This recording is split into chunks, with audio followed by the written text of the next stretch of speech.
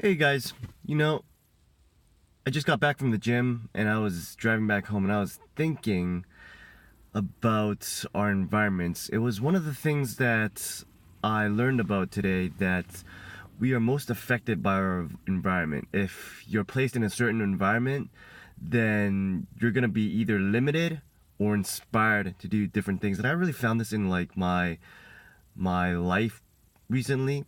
Well, it hasn't really been recently. It's been like a year or two already.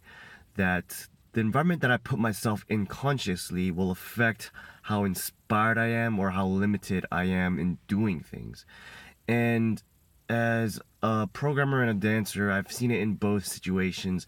When I was in school as a programmer, I was one of those toxic people, and it's freaking incredible. And it's sad to say that I was one of those people, but we grow and we learn. And back then, when I was in school, I would be that type of person who would take more than I would give. And that's horrible because I would try to get help as I could. But when it comes to working that bell curve, because there is a bell curve, which I think is horrible nowadays, but if we're playing the averages, if you get a grade that is higher than the average, then that's just going to boost you up more. And if the average is lower, then that means the other people are going to be in a lower grade. They run the risk of failure or failing out the course, which is a really bad environment. So that was, I hate to say it, I was freaking toxic at that time because I would play it to the bell curve. I would play it just so I would succeed at the expense of others, which now I think about it and I'm like, I was such a terrible person, but that's how I was back then. And I was playing with a very limited mindset. And if you haven't read Simon Sinek's Infinite Game, it talks about that. It talks about cultures in the workplace where people kind of step on each other's toe in order to get a leg up in their careers and promotions and stuff like that. In the long term, it doesn't really play well. So bringing that into dance, because I'm also a dancer, I've seen environments where people are just non-supportive of one another.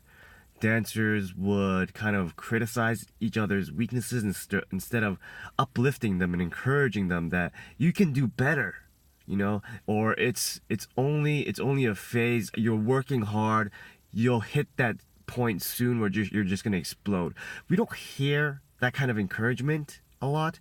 If you hear that encouragement, then dude, stay in that environment because that is a really healthy environment to be in because you're inspired and you're motivated. More often than not, when I'm in the dance scene, I hear a lot of complaints or a lot of criticisms or talking behind people's backs, which is really toxic, which is why nowadays I am so conscious of that I stay away from a lot of people because they're not aware of them acting in this way. They're not aware of contributing to the toxicity of the environment that they're in. And toxic environments breed toxic environments.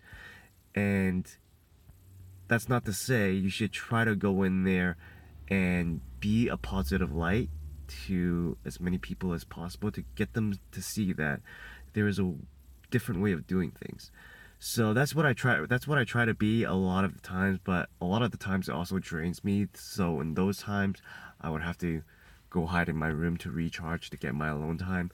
But I'm just thinking right now that I'm only one person. And that's not to say that there isn't a lot of power in one person. But when I'm resting, I'm hoping that you could take the tag you in, and you could be that positive light while I'm recharging. And if you need to recharge, and I'll come back out and provide a positive light for that environment. And hopefully in that way, our toxic environments can become a more positive environment, one that inspires and motivates each other. And that's what this whole video is about, to really just stay motivated and stay inspired. And that's all for today, guys. I hope you got the message, and I'll see you guys later.